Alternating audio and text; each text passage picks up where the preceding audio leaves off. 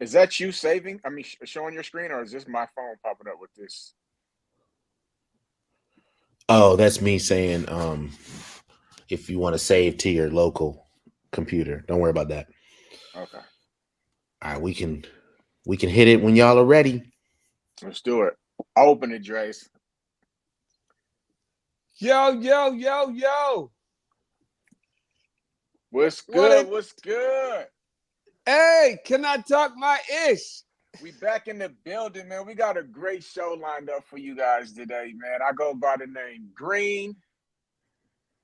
And I am the one and only Draze. I'm gonna pass it back to my brother, but before I do that, I Yes, gotta sir. give a big congratulations to you, man. Just Uh-huh. dropped a new album on Friday. Oh, Come yeah. on, man. Here we go Yeah. again. Here we Out go right again. now. Ladies Yes. and gentlemen, the new project is out right now, streaming on Yes. all platforms. Talk to the Yes. people about it before we get going, man. Man, I appreciate that, man. So here we go again. It's just a project that just kind of came to me.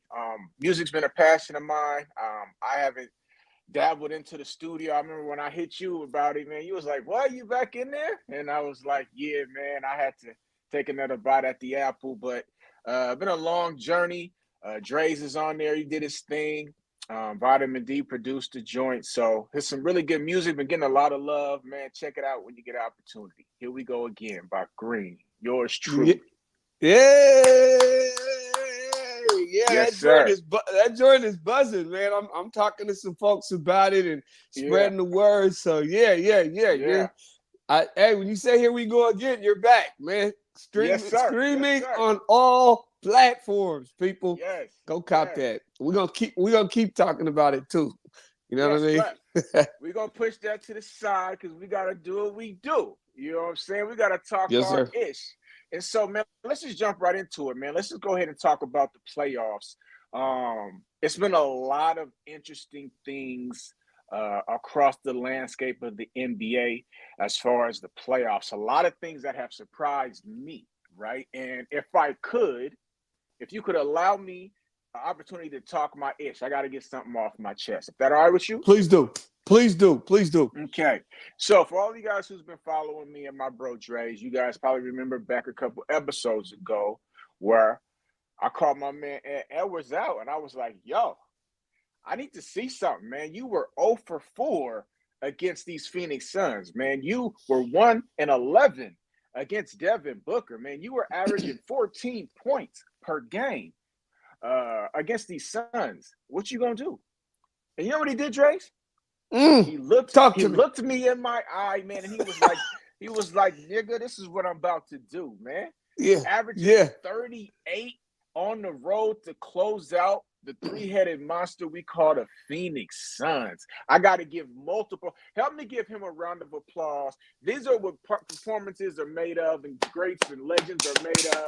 Big up to Ant Edwards, man. This was a great step in the right direction to being an all-time great, brother. Salute to the youngin. Yes, sir. And I'm gonna follow that cab as I talk my ish real quick. Yeah. What's really I'm buzzing on around basketball. This is the first time since 2008, 2009 that in the Yeah. second round of the playoffs there is no KD, no Yeah. LeBron James, and no Steph Curry. So I am saluting to the younger To generation. the youngin. These boys, they're not coming, they are here. Luka here. isn't coming, he's here. Anthony Right. Edwards is not coming. Jason Tatum's not coming. Right. Listen, Shea is SGA. not coming. Yes. He's Yes. not coming. Yes. He's not. He's They're like, here. what are you talking about? I'm outside. I'm like, you Yeah. on your way? No, I'm not on my way. I'm outside. You know what I'm saying? Oh, Dre's, can we give the youngers another round of applause? Oh, Let's give them. This is what it's all about, man. You got to pass the torch. And the beauty of the torch being passed is it's never given. You have to take it. You have to take it. These old heads are stubborn. They think they're great forever. They think the young whippersnappers breath smell like Similac, wet behind the ears. They don't know nothing. You got to show them, nah, bruh. It's time to move on. Bruh, LeBron did not die easy. No. I know it says 4-1. Yeah. But that was a Yeah. That was death by force. Hey, I got to give my guy Doomy his flowers. Every now and again, we do this. We have to give each other our flowers because we go at it so much. It's all love, though. Yeah. We love Yeah. each other. It's Yeah. all love. But Yeah. we go at each other so much. I gotta give him his credit. So, not on the show, unfortunately, but we talked privately about Jamal Murray versus Drew Holiday, right? And he was like, Brandy, I don't care what you say. Jamal Murray's better than Drew Holiday. And I was like, you're smoking, bro. You're smoking. And what I have seen has me to the point where I'm like, you know what? I'm going to stop discrediting Jamal Murray. I always thought he was dope, but I had so much respect for what Drew Holiday brings to a basketball team. The head of the snake defensively, the way he's tenacious, big shot maker. But this Jamal Murray, we might as well just dive into the Lakers, man. Hey, this Jamal Murray, man. This guy, he's one of the best closers in the NBA. And dare I say it, this is not new. No. So this isn't like, oh, well, Jamal Murray just learned how to close. No, he's been closing for years. Do you remember him going against Donovan Mitchell when they were both having 40? Yeah, in the bubble. Come on, man. This isn't new, man. This guy is so. Give me your thoughts though. So the game just ended. You know, it's 4-1. Game ends. What are your thoughts on the Lakers versus Denver? Anything? I don't know. What are you thinking? As a fan, Doomy knows this very well. I'm a big LeBron guy. So by trade, I'm a Lakers fan and supporter. And this was agonizing to the point where it's like every game you feel you can win, you're in it. And it's kind of like, but you just know they're going to find a way to just let me down, right? And I usually, like last year, I had a lot more to say when they got swept because I felt like they were just being soft and they could have played better. This year, I really just feel like they gave it all, and Denver is just, you're my little brother. Like, you're not, like, you don't have enough. You know what I'm saying? Like, you're not better than me. You're not better than me. You know what I'm saying? Like, we'll let you play around first quarter, second quarter, third quarter. Jokic is just Jokic at the end of the day. And then Jamal Murray and Michael Porter, man. I mean, he's just really developing into a guy who is figuring it out. He's becoming what I like to call a 3-level scorer. He would always just used to shoot threes, but now he'll put it on the deck. He'll get to the lip. He makes timely shots. He plays his role perfectly. He'll defend. He'll rebound. Big up to the Lakers. I'm not going to scapegoat the coach. I'm not going to scapegoat D'Angelo Russell, although he was acting like a you-know-what when he didn't want to come to the huddle. But at the end of the day, they just lost to a team that they're just not as good as. And they fought. They did their best. But at the end of the day, they came short. And you got to take your head off to Denver, man. They knew how to just stick a knife in them. One of the things that I thought was kind of cool about this game. So for me, the playoffs have been rather frustrating as a whole. And the reason why is because of injuries. I love the playoffs, but every year, I don't know why. It just seems like stars get injured, not the other dude, right? Like the stars go down. I don't like seeing Giannis out and Dame go down and just seeing Kawhi injured and it's just real frustrating because I want to see people fully loaded going head up so there are no excuses. And this game was riddled with injury. AD was injured, trying to battle through. Jamal Murray was battling through. Like it was just guys were just out there. Now that was kind of dope to see everybody just being warriors because that's a part of it. But you know what I mean? Even Bron, when he got hurt and he like sprained his ankle, and he looked at the sideline like, man, you must be out of your mind if you think I'm coming out. I'm good. KCP, man, I thought KCP was done, bro. I thought he was finished. Back. Yeah. Everybody battling. Right. Everybody battling. So then let me ask you for the next round. Yeah. What do you have? Denver versus Minnesota. Because I think Minnesota matches up with Denver better than the Lakers. Way better because you have two towers plus Reed coming off the bench, which means three bigs, right? You need all the bigs you can muster to try to deal with Jokic. Plus, you got perimeter guys. You know what I'm saying? Anthony Mhm, Edwards is mhm. a great two-way guy. Jaden McDaniels, you know.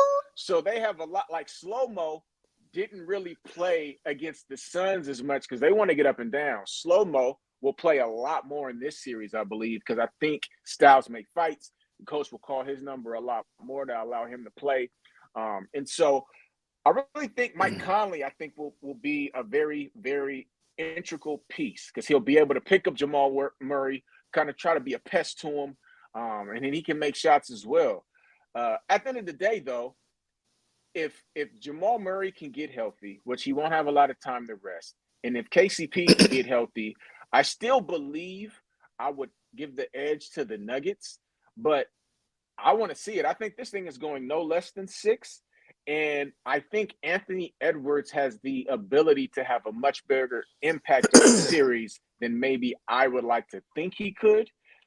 And that can make things very interesting. All right, let me say this. I got no doubt Anthony Edwards will do his thing. Right. But he gained some love from me for this last round. There's no way I could take anything from him. He didn't get the love that some people would think I would give him credit for. The numbers don't move me as much just because of the opponent. The truth of the matter is when I look at Phoenix, I just think defensively they are trash. I don't think I've seen anything that bad in the playoffs for defense in a long time. And because of that, I'm very eager to see what he does this round, right? Especially because there were times where for whatever reason it seemed like Minnesota was struggling to score. Their offense was just really weird. And so I want to see, well, what happens when you're playing Denver? You can't go through lapses for 3 and 4 minutes against Denver. You're going to be down 12, right? So it's going to be interesting. But like you said, they match up well size-wise. I love McDaniels as a defender and Edwards as a defender. This is going to and Minnesota's the number 1 defensive team in the NBA. So this is going to be an all-out war. I was in the barber shop and I was articulating to them. I've become a guru in this barbershop at this point. They know what it is. They're like, yo, he's here. He's here. The guy with the answers is here. He's here. Right? So they were asking me what team could actually take Denver 6 or 7. And I was like, Minnesota. And they told me I was crazy. I said, okay. Okay. We'll see. With you. It's a good series. This is matched up. Rudy Gobert is really good. Right. And so defensively, it's not about stopping Jokic. It's just about taking him from 32 down to 28 once, or you know what I mean? Something just that matters. That matters, man. You got to just limit them to something. I completely agree. I want to touch on another Anthony Edwards thing. He really reminds me because you're accurate in. There's times where you're watching him and you can say, yo, he's still figuring it out. And it really reminds me of early LeBron in Cleveland when, you know, he was just this physical, just beast, but he hadn't figured out how to win yet. You know what I'm saying? Because there would be lapses and times where he just would do things. You're like, yo, what's going on? You know what I'm saying? And then he would just do greatness and just cross over Bradley Beal and then dunk on Kevin Durant. And you're just like, yeah, you can't teach that. You know what I'm saying? And so, it will be very interesting to see how much he matures during this playoff run and how much he's learning on the job. Few things that really stand out to me is just his leadership ability and how I seen him pull Naz Reid to the side during the game, and he's like just really coaching him up and saying like, I need you to do this, I need you to do that. And Naz Reid is like, yeah, I got you. And then they're in the post-game press conference and he's talking to Cat about, hey, I need you to not foul. We're better when you're on the court. Third quarter, when you're not fouling, we go up, yada, yada, yada. When you're fouling, we're going down because we need you. He's just like, that type of stuff is what you can't teach, right? It's the type of things that you either have it or you don't. And he has it in abundance. And for that alone, it makes me want to sit back and see what's to come, you know? Listen, as a leader, he's got it. I mean, this guy He's not Martin Luther King, but he's getting there, brother. He's on Right. his way. Yeah. Leadership runs through his veins. I love it. Yeah. I do agree there are lapses. Great analysis comparing him to LeBron James being younger. Times where you go, why aren't you taking over right now? Or what? Yeah. Why do you only have 8 points? Why haven't you shot more in this half? Or Yeah, right. whatever it might be, you just find yourself doing it. But I have to do one more thing. I got to Mhm. give the drummer some. I know you gave the drummer some earlier, and by the drummer, I mean Jamal Murray. I don't Yeah. care. This is not a time to ish on nobody, but Yeah. he dunked on Bron today, man. Oh, You he got did. give the did. drummer some, man. Give the drummer some. Give the drummer He did. some. Hey, did. man.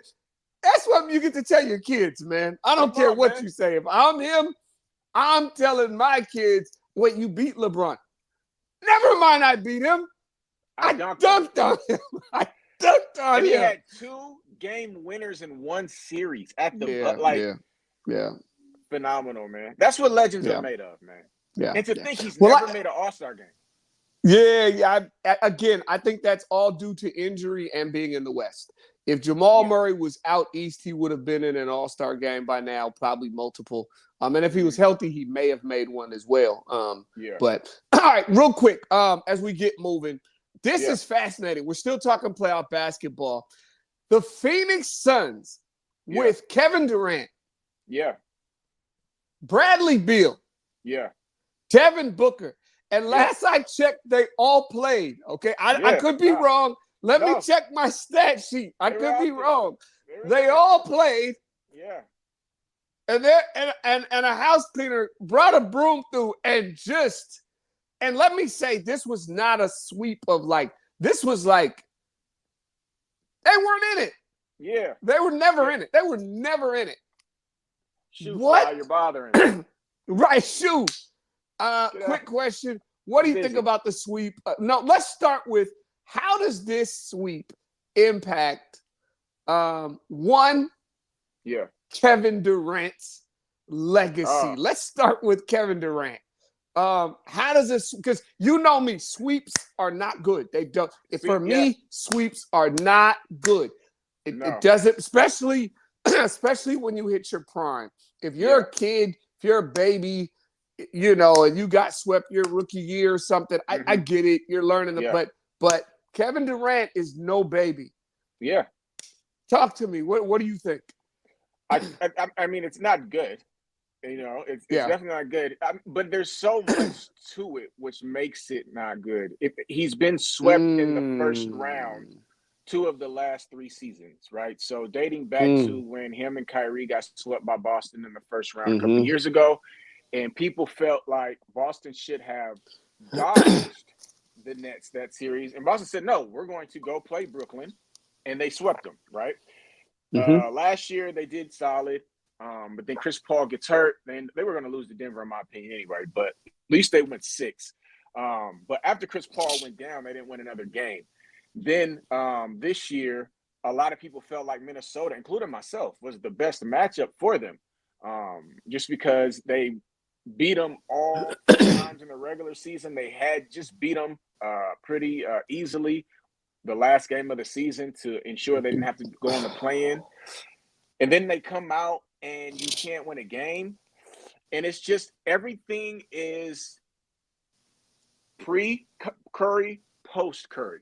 Because the obvious during Curry is what it is, right? It was something that was beautiful, that was pretty straightforward. They were going to win it. But when you evaluate this man's career, Kevin Durant, it's going to be pre-Curry, post-Curry. And what's crazy, Curry was actually really, really, really, really good. You know what I'm saying? And there was a lot of promise that had people scratching their head like, why would you go there?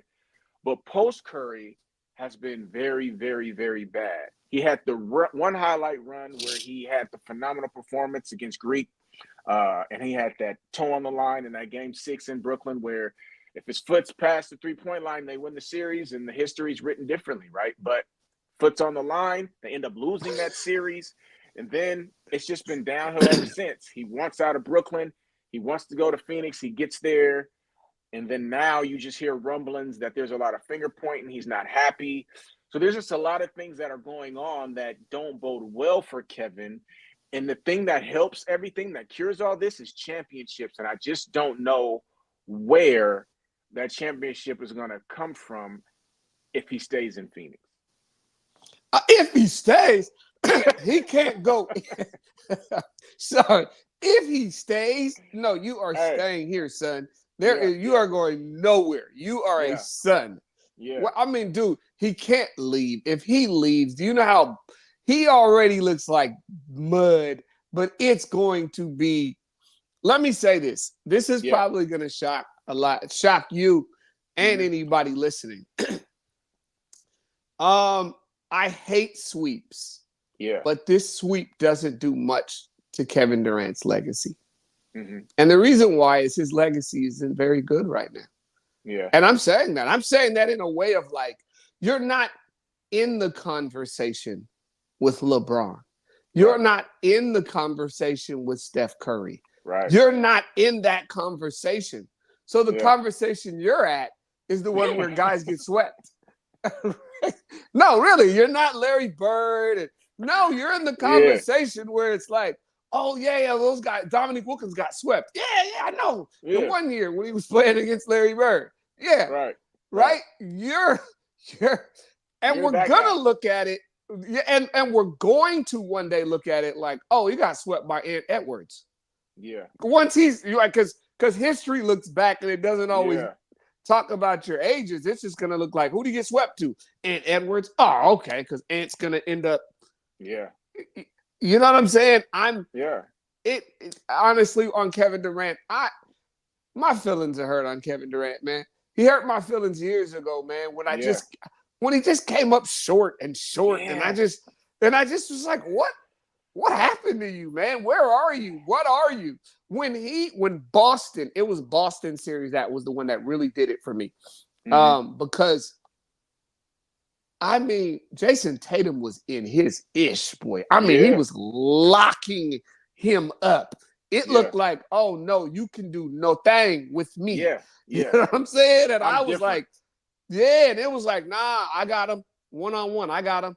And it was, I'm not calling for no help or, you know what I'm saying? Nah, we don't need to switch. I'm going to fight through the screen. Yeah. It was, I just think, unfortunately, I love Kevin Durant. He's an amazing basketball player. I don't want to make it sound like I don't think he's amazing.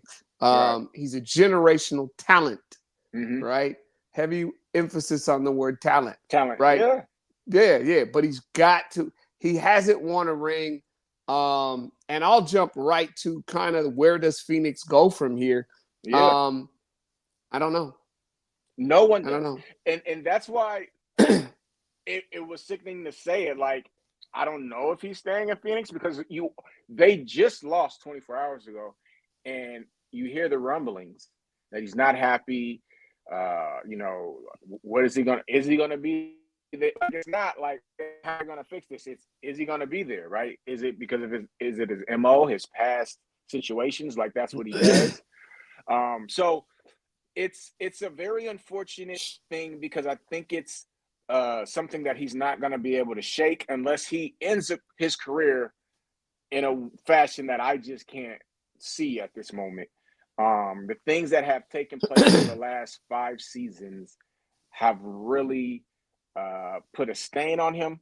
Yeah. And it's tough to kind of overcome that in that label. And it doesn't help that the team that swept him 3 years ago was the team that Steph Curry beat in the finals in dramatic fashion. God. Oh, God, don't bring that up. Jesus.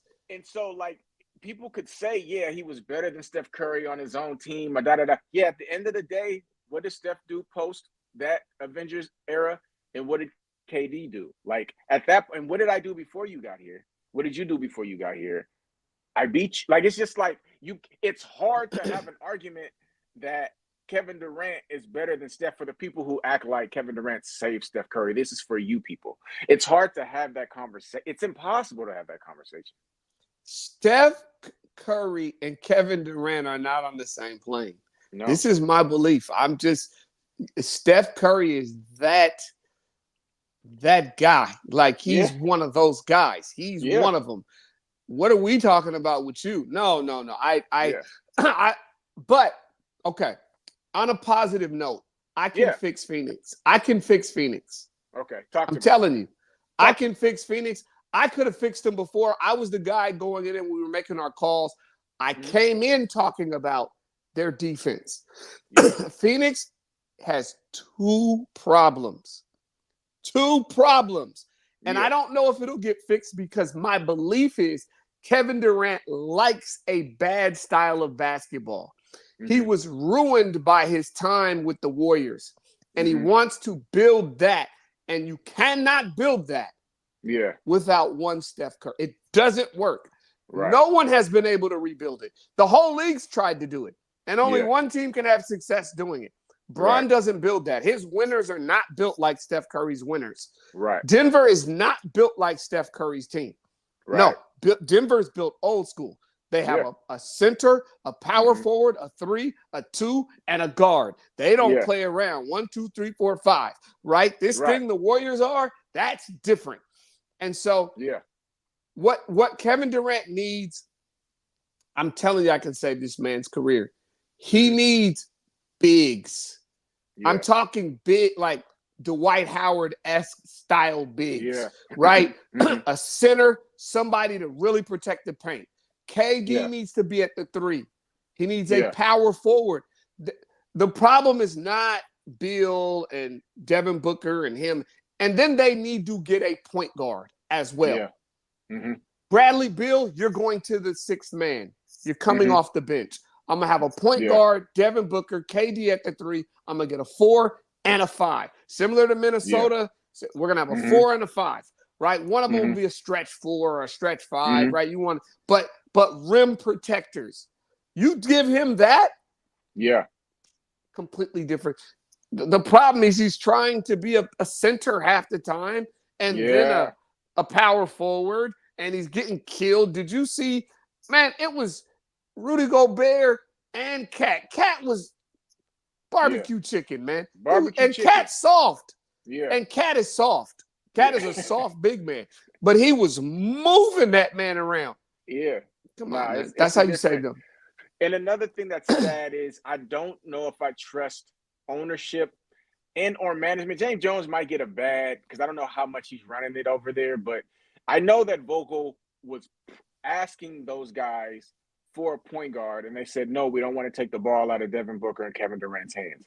So hopefully they see the error of their ways, and they built this team in the way that Doomy's saying, because I think that's their best bet. You know, they're still going to be limited as far as all the money that's tied up into those three players, but at least give yourself a shot in the arm and get you some bigs in there who can defend, who can rebound, who can allow KD to play the 3, and get a point guard who can set the table for these guys. Completely agree. Devin Booker, go get Dwight Howard and Boogie Cousins. I'm going to play Oh my yeah. 5 and my 4. I'm going to have Mhm. KD at the 3. I'm going to have Devin Booker at the 2. Bradley Mhm. Beal coming off the bench. We can keep all those role players. Love the Grayson Allen and all of that. Mhm. Yes, we're going to keep all of that around. We're still Yeah. going to have some shooting. And get Mhm. me a point guard.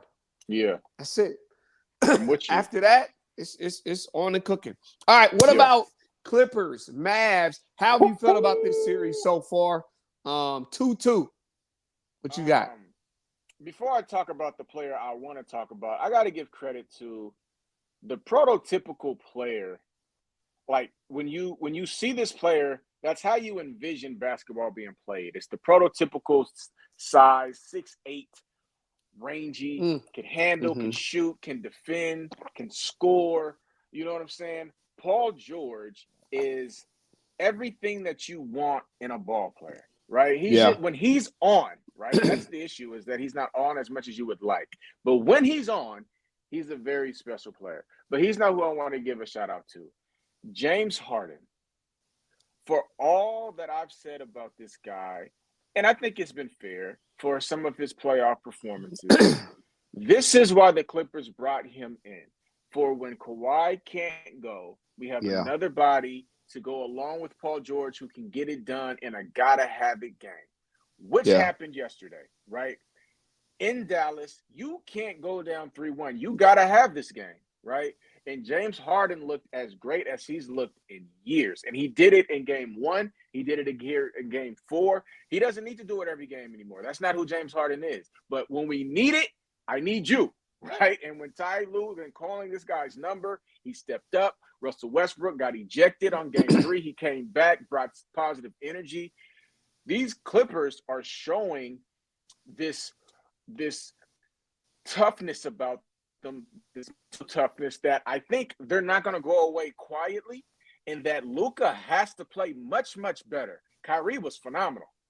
Luka, you have to be better in order to beat this Clippers team, because if not, they will be going home. It may be in short order. I call that toughness the Ty Lue effect. What you're seeing is Ty Lue bringing something out of them that I don't even know if they have, and it's making them. You know, Paul George has been sensational. He's phenomenal. James Harden, same thing. One thing I saw that I was watching the interview with Stephen A. Smith and I don't remember who they were talking about the Clippers essentially. No, actually it was Charles Barkley. Excuse me, it was Charles Barkley, and he was saying, well, first off, there was some gamesmanship, and I saw it, and then they called it out. Some gamesmanship by Kyrie Irving. I don't know if you saw his interview, but he basically said the Clippers play better without Kawhi Leonard, right? Yeah. And those guys were like, that's gamesmanship. Like, come on. Like, yeah. Now he's making a point because they beat you 2 games without them. Right. But I love how Charles Barkley said it. Charles said, no, what needs to happen is James Harden and Paul George need to stop standing around once Kawhi gets there. Play your game, right? And I know that's like, oh, that's hard. No, you guys got to play the way you play, right? Yeah. And they need to get back to playing their style of ball. And it was Kenny the Jet who said they're not going to win a championship, and they may not even be able to get through this series without Kawhi. Hopefully he can at least give them one. But you're not winning a championship without him. So anybody thinking that concept of, they need to forget about Kawhi. No, they don't, right? They got to interject. They need to interject him if and when they can. But those guys just need to learn to play aggressive and not – it's weird when he was out there those games. They just stood around, and it was like, you're not even trying to go to the cup or anything, right?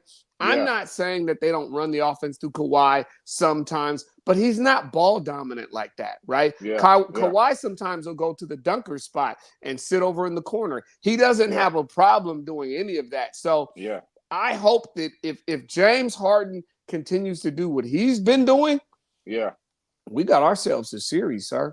I mean, we could be going 7. We could be going 7. I think it's in the cards, man, and I agree with what you said. I think, especially professionals, they defer to champions, right? Because he's been there before, he's done it. Harden and Paul George haven't, and I think they have to get over that because he's just not the same guy who he's been, albeit due to injury. But facts are facts, and so it's his team. Kawhi came and brought Paul George, right? We brought you in, James Harden. So they kind of defer and look to him as the leader. But I agree with you and Charles. In order for them to get to where they got to get to, that mindset has to change, and it's for the betterment of the team. Yep, and I think Kawhi will be good with it. He doesn't seem like a guy who's egocentric, and he sees what it is. Dude, my knee's tripping. Right? It's not like he can't go. I mean, he was balling midseason. Yeah. He's not anymore. Yeah. You know what I'm saying? Yeah. So, like, give him a chance to get healthy. Let him contribute. What about the Knicks series? This is another one that's been kind of fascinating to me. Knicks versus Philly. Does Philly have a shot, or is this over? I think it's over, man. The best bargain in the NBA is Jalen Brunson. This guy, I mean, I love the signing when he went to the Knicks, but I mean, to see how he's performing is unreal, man. This isn't normal, people. Like, what we are witnessing, you can call it what you want to. You could say the new NBA, yada, yada, yada, whatever you want to say, people. But what we're witnessing is extremely hard to do. These guys are playing very tough physical basketball, they're putting long defenders with Batum and Oubre. Oubre 6'7", 6'8". Batum is 6'7", 6'8". Rangy. This guy's all but 6 feet, maybe. I'm probably being nice. And he's cooking. He damn near had 50. So I sit back and I just marvel at the fact that he's able to really play at this level because the Knicks need every bit of it. Shout out to Josh Hart and DiVincenzo and Hartenstein and all these guys who's playing. But the guy who stirs the drink is Jalen Brunson. And my heart goes out to Embiid, man. I've never seen somebody's face not work during the playoffs. What is Jesus. that? Jesus. Can my face at least work? Jesus. I Jesus. just be able to close my eye and just get a fresh visual. I just want to be able to see the rim. So he can't catch a break, whether it's his knee, his ankle, his face. Yeah. It's just like he can't be healthy, man. And yet he still goes for 50. He's just a phenomenal player, but his body just going down. I love Maxey. The Sixers team's a good team, so it just shows how good the Knicks actually are. I am going to go ahead and say that Philly has a shot. Okay. And the only reason I'm saying it is because it's hard to kill a man. It's just hard to kill a man. Yeah. We just saw what Denver had to do to kill the Lakers. True. That was tough. They had to fight. Philly's not going down without a fight either. And you know how these series are. I don't. Here's what I don't believe. I don't believe they'll beat them 4-1. Mm-hmm. So I feel like Philly's going to get to 3-2. And at that point, they're going back to New York for Game 5. Philly's going to get to 3. Philly's going to get to 3-2. That's how I feel. Okay. Philly's going to get to 3-2. Now, if anybody could kill him, it is Brunson. Yeah. I mean, that guy is – I had no idea. None. Yeah. I knew he was nasty. I did not know he was this. Nobody saw this. Dallas has got to have buyer's remorse right now. They have got to be like, what did we do? Yeah. What did we do? And I'm not saying that him and Luka and Kyrie would have ever been able to work together, but who knows? He's so good. Yeah, right. He was good in Dallas before he left. He was really good in Dallas before he left. He was so good that we assumed he wasn't this good because he was with Luka, and it felt like he's only doing that because he's with Luka. Yeah. No. He actually could have been doing more without Luka. Yeah. Yeah, he's something different. He's something different. And I remember go ahead. No, go ahead. No, I was going to say, with one quick note with Brunson, his last playoff run in Dallas, Luka went down for a stretch. It was like 2 or 3 games they were playing Utah, and Jalen Brunson put on a performance that he's kind of doing as a Knick. And I was just like, that's cute. I didn't think that it was something that he could move forward with, and he's proven me wrong. And I just want to take my hat off to that brother. Yeah, I didn't know. I didn't see it. I see it now. I admit it. You are you are one of those guys. Yes. You're him. All right, let's transition out of basketball. That's it for Hoop. We'll definitely talk more of that next Monday. As the playoffs get going, we'll definitely get into Minnesota versus Denver. Can't wait from that. But now we are transitioning into something. If you guys didn't know, Christmas was on Thursday last week. It was Christmas in the middle of April. It was every football fan's one of our greatest days, the NFL draft. And this was an epic NFL draft, to say the least, sir. I was at the house. It was just me, my wife here, and I feel like I had an awesome draft party. We made so much food, drinks. We were kicking it. We got, you know what I mean? And we were posted like 2 to 3 hours before. Man, we had music playing in the crib. You know what I'm saying? It was just like, it's going up, man. Draft day 2024. I had my text threads going. I had like 5 cats on different. You were on one thread. I had all my other guys on. We're texting all draft. But what were your thoughts on this NFL draft?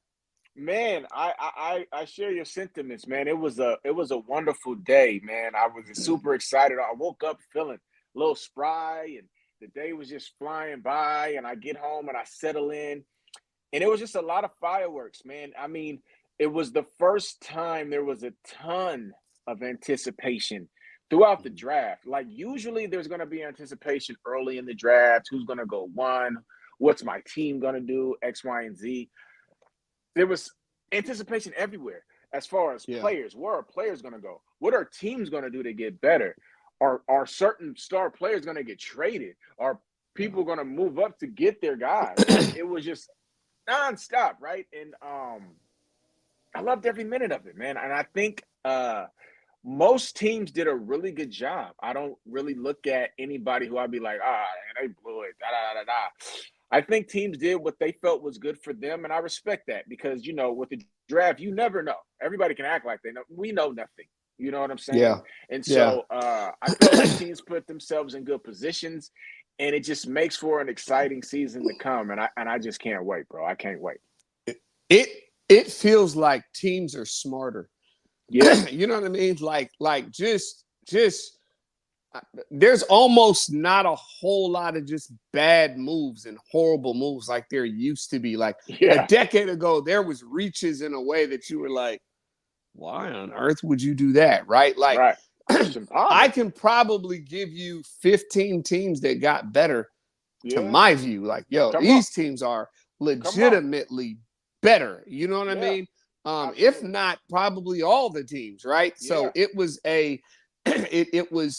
it was one of those. There were so many moves throughout the draft that I think speak to what different teams were doing. Yeah. What teams or what moves did you see in the draft that you felt like, man, this team made a good move here, or this team had a good draft? Were there any things that stuck out to you? Absolutely. I mean, the low hanging fruit is the Chicago Bears, right? I mean, what are we talking about here? You get Yeah. the best quarterback prospect in I don't know how many years. I think this kid is going to be special. You already have a solid situation for him, and then you add a Dunze with that. Yeah. It's just like their defense was better than people really think that like last year. They were like top 10, I want to say, in defense. Um, and then last year, you know what I'm saying, when Justin Fields actually found his groove, they were a solid football team. And so now you add in Keenan Allen, who you bring in. You bring in Yeah. Swift that you bring in the backfield with Herbert, who's already there, and Johnson out of Texas, who was there last year.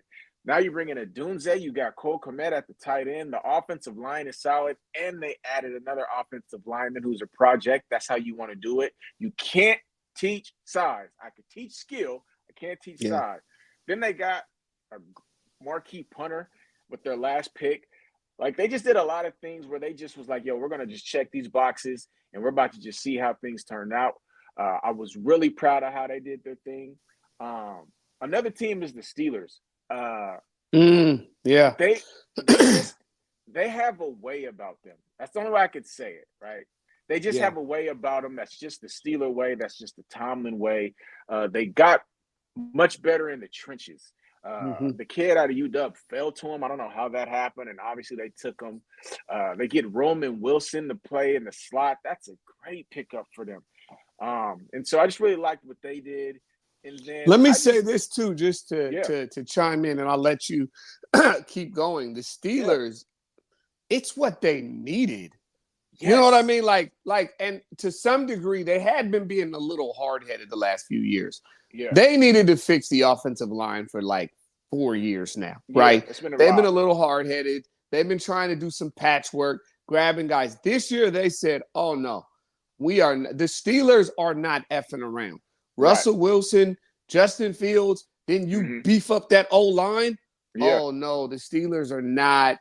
We yeah, know that man can coach. yeah, So yeah, they're above 500 team this year. They are yeah, they're already going to be tough and gritty, and their defense is going to be better this year. Yeah, yeah. yeah, yeah, No, I'm with you. yeah, I'm with you, man. And the Chargers with I like Harbaugh, man. I like the Harbaughs, but yeah. Jim Harbaugh is just unapologetically about the trenches, man. Pick 5, people was like, oh, he can't take off there. It doesn't make. Hey, screw you. Turn in the card.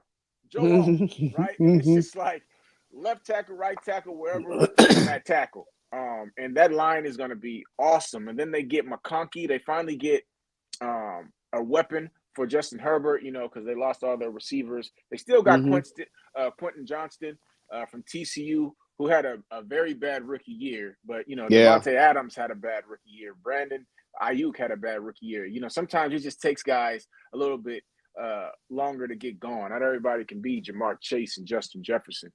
And the last team I'll say that I felt really nailed their draft, the Philadelphia Eagles. Like you pointed on and made a great point just a second ago about this is what the Steelers needed to get their trenches back right.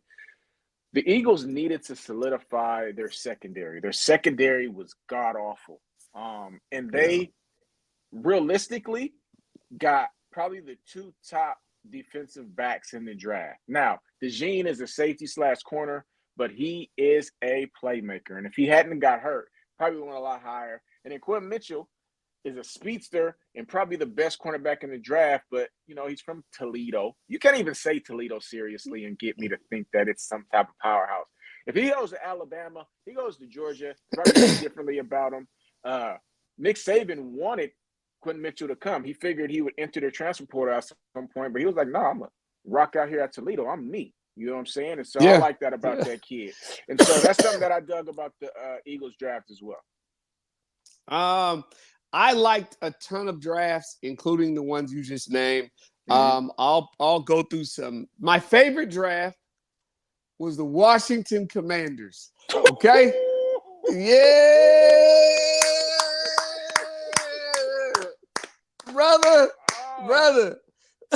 It is a new day in the nation's capital, and I am here for it. Okay, people? Yes. Listen to me, man. As a Washington Commander fan since I was a little kid, okay? I mean, all the way back to Joe Theismann and Riggins, and just that was me. Okay, I lived all the championships. I can tell you about the posse: Daryl Clark, Ricky Sanders, Art Monk, Darryl Green at the corner, Dexter Manley, Charles Mann. Yeah. I'm real. There you go. I'm real. I am real. I know about the Hogs, the whole 9, okay? I watched Theismann break his leg, right? I watched that. So it's been a rough go for us, man. You know what I mean? It's this. Daniel Snyder came in, man, and things went somewhere. It was odd, man. It was weird in Washington, man. You tried to have hope, man, and I don't know. It was weird. I remember when we got old Deion Sanders playing cornerback for us, right? I was just, right. What? That ain't Deion no more, man. But times have changed. We got new ownership. Yes. Magic Johnson's at the helm. I listened to an interview of Dotson, our wide receiver, talking, and they said, how does it feel with the new ownership? He said, I feel like I just got traded to a better team with different ownership. You know what I mean? Like I got traded? Yeah. What? Look, things are different. Yeah. And so Jaden Daniels, right off top, you got to love the pick. Every pick we made, our D tackle, the cornerback out of Michigan, oh my God. He's flying around. Listen, Nick Saban said he might be pound for pound the best player in the entire draft. Yeah. Nick Saban. Yeah. Now that guy. I didn't tell you. I said the Nicholas Saban. Yeah, you know and he would know, right? And when he talks, I listen, okay? Yeah. So I just feel like, honestly, in Washington, we got a slew of new talent. It's exciting. You know what I'm saying? Slew of new talent, and things are different. Is it going to make all the difference in the world next year? Who knows? But we're trending in the right direction. A couple of other ones I have here. Xavier Worthy went to the Kansas City Chiefs. You saw The that? fastest. Yeah. The fastest wide. I just wanted to say this as a side note because it hasn't gotten enough talk. There has not been enough talk about this. I'm looking around like, is anyone going to talk about the fact that the alien himself just got the fastest player in the draft? Kansas City just doing what Kansas City does. You know what I mean? Nah, it's crazy. And do me real quick. The thing about this Worthy kid is he's not just fast. You know what I'm saying? Oh, like no. the knock. No, and I know you know this, but not enough people know this. That's why they're not talking about it. It's just the knock on him is that he's a smaller guy, right? Yeah. But he's a tough guy as a true freshman, was coming in and demanding a huge target share at the University of Texas. Texas, yeah. You know what I'm saying? As a true freshman, 18-year-old freshman came in the door balling. He broke his hand, so he had some drops that people were kind of too overly concerned about. This kid is a tough no. Think of Deshaun Jackson, who was tough, who was a game changer, who was small. Great pickup, great point that you made about that pick for the Chiefs. So many I could point out, but I'll point out two others that really stuck out to me. Really small picks. I want to say, was it third round? Blake Corum goes to the Rams, right, to be a part of their running back room. Now, typically, someone might go, Blake Corum's too small and all these other things. I love him. When Sean McVay grabs someone, come on, you listen. When he speaks, you know how I am. I'm hard on people. I was not a fan of Sean McVay, the talent evaluator, yet, right? Because he didn't. To me, it was like, okay, well, you didn't draft Aaron Donald. That was Jeff Fisher and all those other things, right? And I can say that. Well, last year he shut me up, and I mean, he gave me the shut the F up last year. Okay, he told me sit down and shut up because you don't know nothing about talent evaluation. I am Sean McVay, right? And when you get Puka Nacua in the 5th round. You look at me and you say, shut up. Okay? Yeah. So, he's a great talent evaluator. Adding Blake Corum to that running back room, I think is going to be awesome. He doesn't have to be the main back. He gets to be a 1-2 threat, do what he does. He reminds me almost of Joe Morris, who used to play for the Giants back in the day. Real small, shifty, can't find him in the backfield. Darting through. Last elite one. Small burst. Yes. One last one that I'm thinking about is the Minnesota Vikings. Yeah. And not the J.J. McCarthy. That one, many of us will all debate for years and see what it is. But let's assume J.J. McCarthy is really good. In that very same round, they got Dallas Turner, the defensive end out of Alabama. Might be the best defensive end in the entire draft. Yeah, so, he was supposed to go way earlier.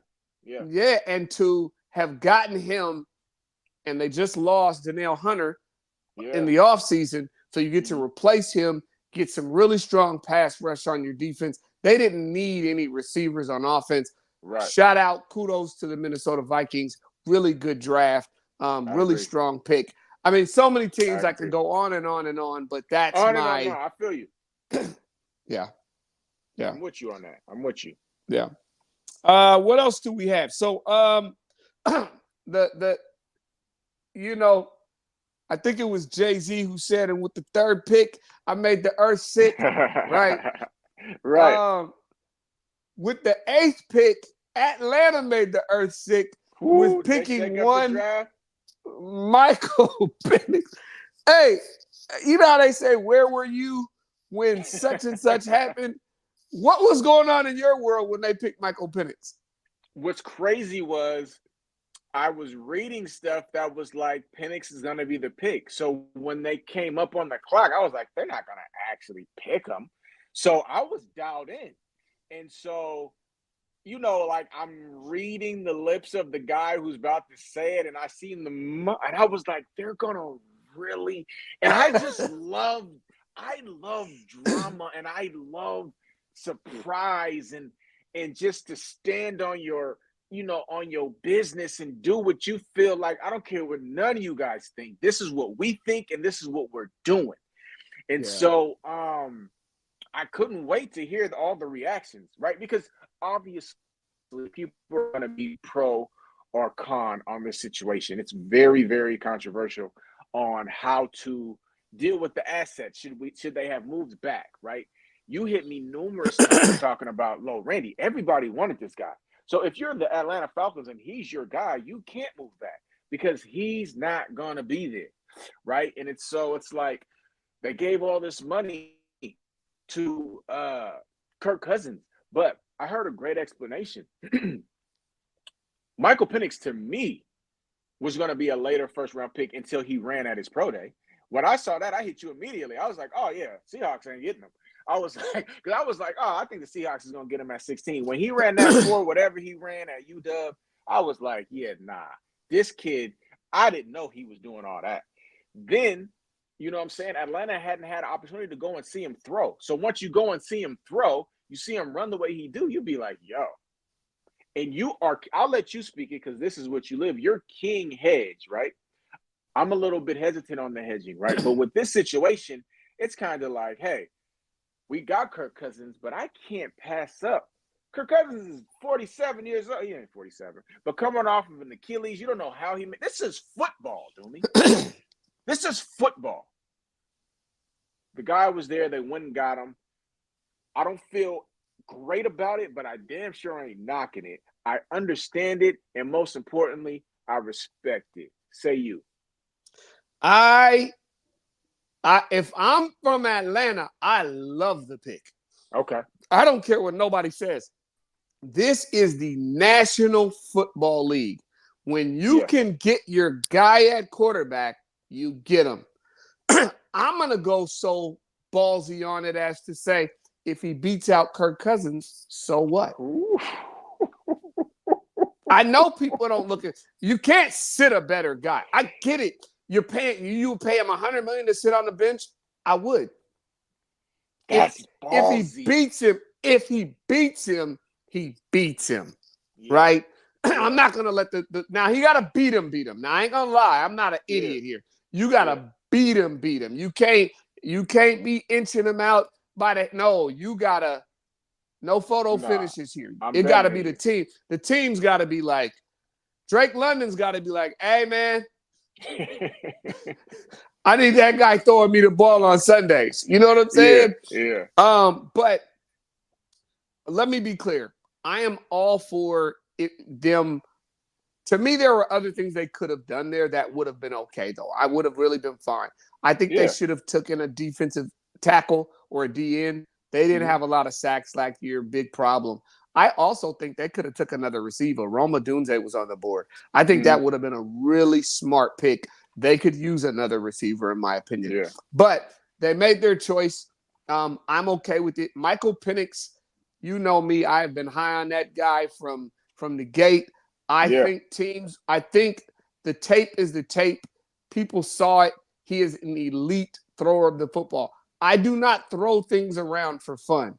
Yeah. He might be the best thrower of the football I've ever seen in college. That's how good he throws the ball in terms of his ball placement. He puts it places that you're going, how in the heck did you do that when there's a linebacker running stride for stride with that tight end, or the corner is right there? He puts it right where only his guy can get it. You can't teach that.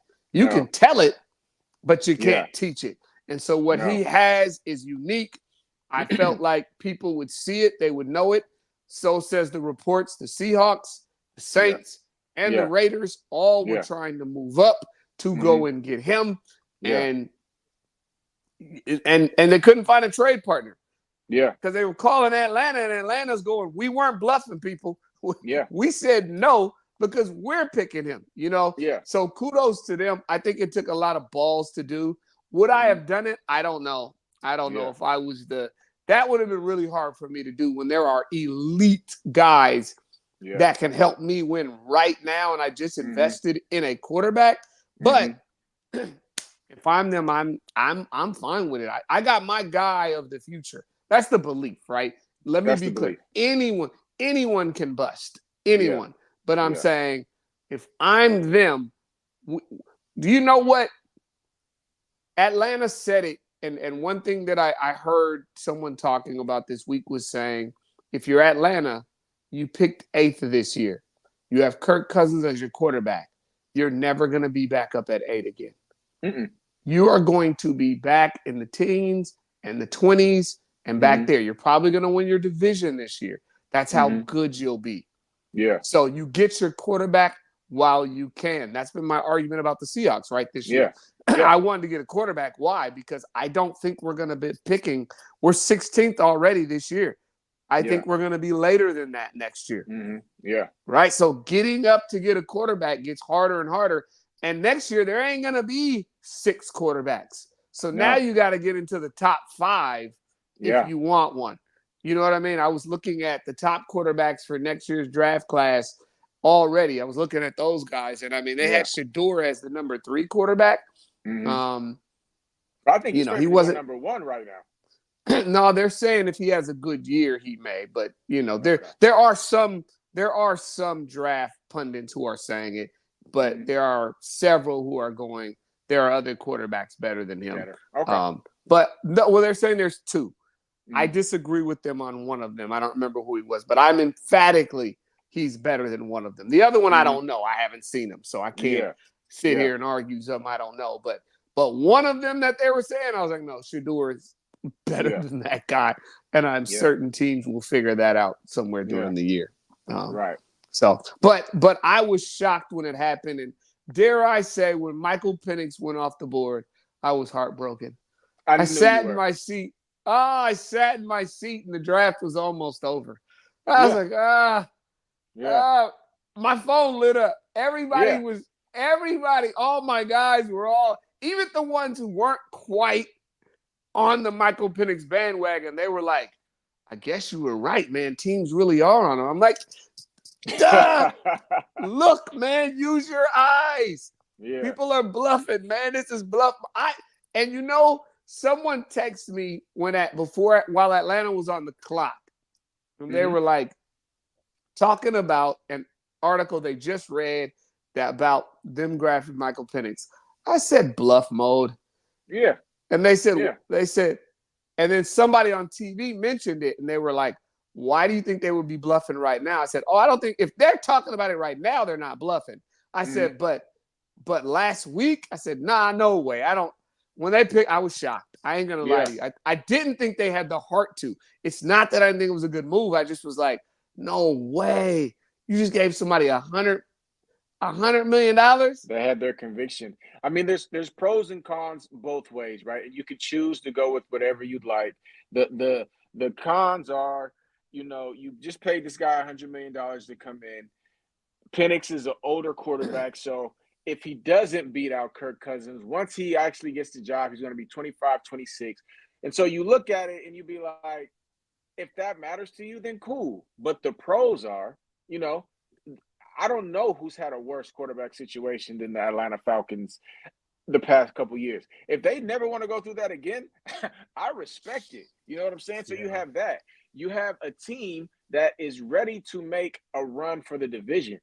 Although they use their 8th overall pick on him, it doesn't change that. They're still going to have a quarterback, whether it's Kirk Cousins or it's Penix, who's going to be able to get these playmakers the ball. Their defense is solid. They'll be able to compete for the division. So it didn't hurt that, but you also put yourself in a better position moving forward.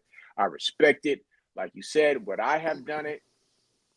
But I didn't see this kid up close, and I didn't interview this kid. And so, hey, they had conviction, and you got to respect it.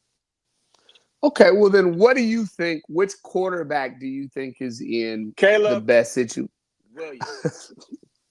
What are we? Let's next segment. No, it's.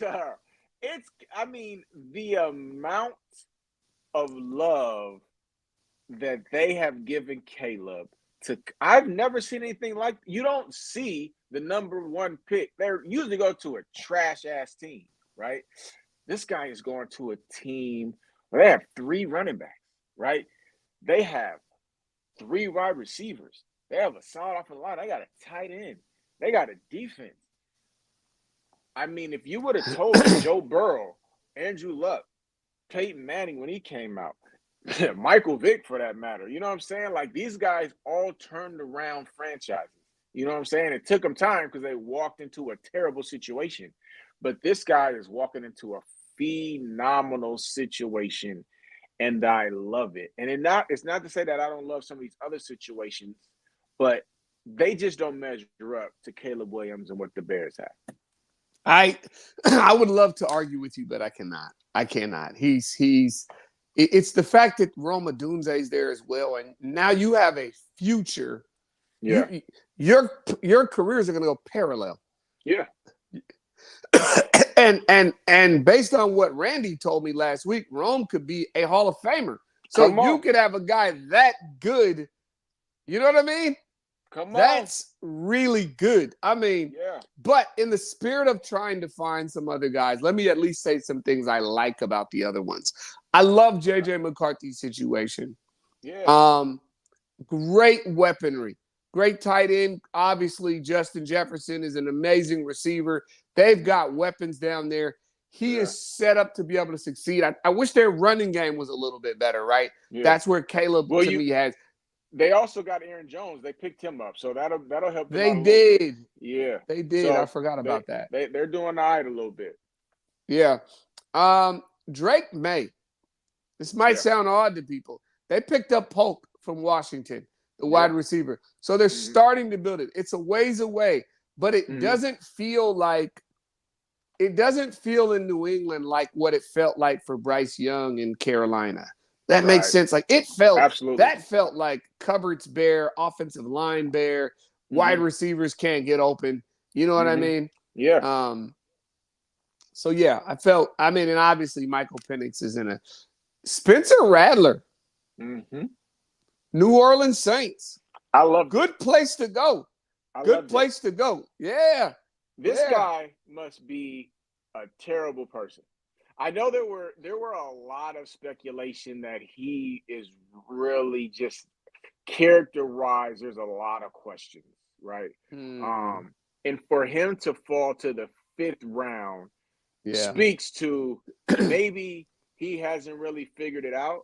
But it's crazy because, like, when I see him in videos, when I hear him talk and all these things, he seems pretty well put together. But you don't know somebody until you know somebody. So it'll be interesting to see if the Saints really got a steal, because you know how I feel about him. But I was surprised that so many teams passed on him in rounds 3 and 4. Yeah, and me too. But a lot of teams have their quarterback situations wrapped up, and it to your point, it was a deep draft, and it's hard to pass up some offensive lineman who's sitting there, and you already got your quarterback room settled, and Rattler's there, and you're going, there's a guard and Rattler, I'm going with you know what I mean? Yeah. And so I just think that he was kind of a victim of that. Going to the Saints is a great place to go because you sit behind Carr. Carr is that guy no one really loves. No one thinks he's bad. Everyone knows it's not greatness. He'll get a real shot there. And if he can play football, he can win the position. And Carr's a guy who the last few years, even when he was in Oakland or with the Raiders, and now even with the Saints, he hasn't made it through a year in the last few years. So Rattler will more than likely get some time on the football field, right? Carr puts himself in harm's way. He gets hurt some way, somehow, and he plays football in a way where, I don't know, he's just never quite great. He always leaves the team 3-3 or something, right? And they're always like, man. And so those are recipes for the fans to call for Rattler, and they will. They will. I know someone might say, oh, he's not a first rounder. It doesn't matter. He's got a name. Spencer Rattler's a name. Names are what matters. If he was someone else, it wouldn't matter. But because everyone knows that name in football, fans will be like, look, we're 4-6, man. Let's see Spencer. What do we have to lose? All about there. Yeah. So my last question and our last topic of the day is about the Seattle Seahawks. Of course. You know what I mean? Of course. We need to talk a little Hawk talk about our draft, what my Yeah. guys did. How did Yeah. you feel about the draft? No, we didn't get Michael Penix. That's okay. How did you feel about the draft nonetheless? I think they did really well for the situation they were in. I think they checked a lot of boxes, and I liked the draft. And I really liked it when I added in Sam Howell and I added in Leonard Williams, right? And so when you look at the assets that they dished out and the players that they brought in, plus what they did in the draft, I think they have a good amount of solid pieces that are going to really help this team moving forward, at least to assess them at the very minimum.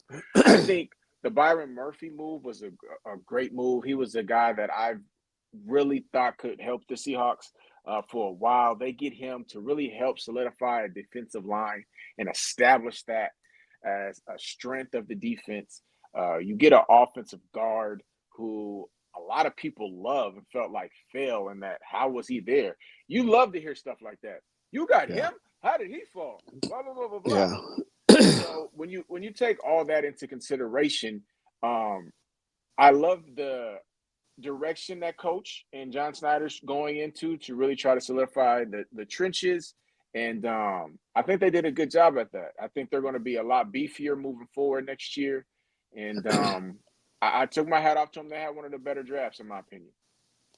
I loved the draft. I watched all of the interviews with John Snyder and Mike Macdonald just to hear what they're thinking. And Mike Macdonald was adamant it's going to be a war at camp. It's going to be offensive and defensive lines are going to be going at each other and making each other better.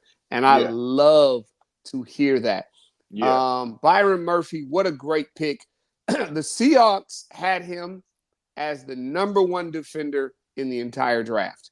So when you get a guy like that, the expectation, you already have Witherspoon, which we know how we felt about him, and it panned out. Say what anybody will, that boy balls. And so he's a gamer. And now you have this Byron Murphy, and he's 21, fam. He's 21 years old. That is it's a definition move. It's kind of cultural, changing the culture. Our D line should be really good. You have Mafe, you have Leonard Williams, you have Byron Murphy, and on the other hand side, you have Nwosu. And then as backups, you got Reed, right? You still have Draymond Jones, who we're paying a boatload of money to for no reason, but I won't go there. You got Darrell Taylor. You got Hall, who was a rookie last year. We got bodies on that D-line. We're going to come at teams in waves. On paper, the strength of our defense should be our line. We didn't have a strength last year. It was kind of this, our strength should be our corners. Technically, it was because one of them was elite, but that wasn't really a strength when you played us. Now we have a strength. I love that we went out and grabbed some cornerbacks. We got both of the cornerbacks from Auburn. I love doing that because it was a small message to our team. And the message was to our cornerbacks, don't get comfortable. I know it feels like we got a lot of corners on this team already. This is a message to all of them. Oh, competition is coming, right? You got two new corners. On top of that, you got Witherspoon. And you still have in our backups, we re-signed Michael Jackson, or we kept him, right? You've got Kobe Bryant, right? There's all these cornerbacks that now got to start looking over like, man, you might not make the team. And the way Mike Macdonald took pictures down, he wants to bring in his guys. So no question. Any Pete holdover is going to have to beat out a Mike guy that he brought in. So I loved it. I can't say enough. I don't know anything about the linebacker we got, but he was at a UTEP, but it was really good to hear John say that this was Mike Macdonald's pick, right? That this was Mike. Mike was he says Mike is the linebacker guru, and he wanted this guy. And then to hear Mike break it down, he said it's just instincts. He said it's It's about the first thought, not the second thought. And this guy thinks the first thought right? The second is reactionary. But he said this guy has an instinct that as a linebacker, I'm looking to know, do you know the first thought, where to go, what to do, where to be? So it's great depth at linebacker no matter what, right? And it allows us to have some youth at the linebacker because who knows if we keep these other guys that we signed. So I can't say enough about this Seahawks draft, man. I love it. I got to ask you, Green, what do you think when you think about the Seahawks? Are we better than we were last year? Are we the same or are we worse? You might have to keep rolling on that one, Dre's, while we wait for Green. I think we lost him. We lost Green. All good, man. Ladies and gentlemen, I'm gonna probably shut it down. But my take is the Seahawks are actually a better team. It was a question that I wanted to ask him, but my real take is that these Seahawks are going to be a better team. What that means, I don't know. I don't want to oversell it. It does not mean that the Seahawks are going to come out and be killing teams and doing all this other stuff. Nah, we have an identity. I think Geno's going to have one of his better years. I think our offensive strong. I haven't seen us put this much attention into the offensive line. So for us to do that is really, really impressive. You there, Green? Yeah. So my question to you before we shut it down is, what do you think of this Hawks team? Are we better, the same, or worse? And when I by the same, I mean relatively the same. Yeah. What do you think? I think definitely better. I think putting that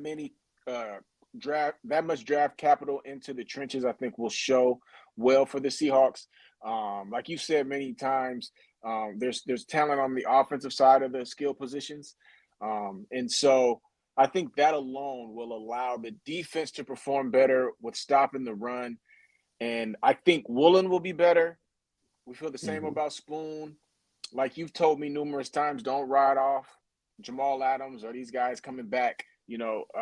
Diggs might be back, and so there's going to be playmakers on that defense too, and they're going to be opportunists. And so I think the change and the voice will help a lot. So I think it'll definitely be better.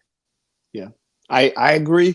I agree with you for all the exact reasons that you just said. So, ladies and gentlemen, that's it. That is the end of our time today. Can I talk my ish?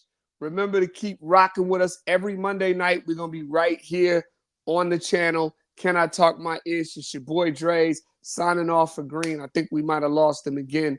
But, you can always tap in with us. Go follow us. Oh, and go cop his album. Go listen to it. His new album just dropped. Here We Go Again. It's streaming on all platforms. It's called Here We Go Again by Green. I'm featured on one of the tracks called Mr. America. Go stream it. Peace and love, y'all. We over and we out. Peace.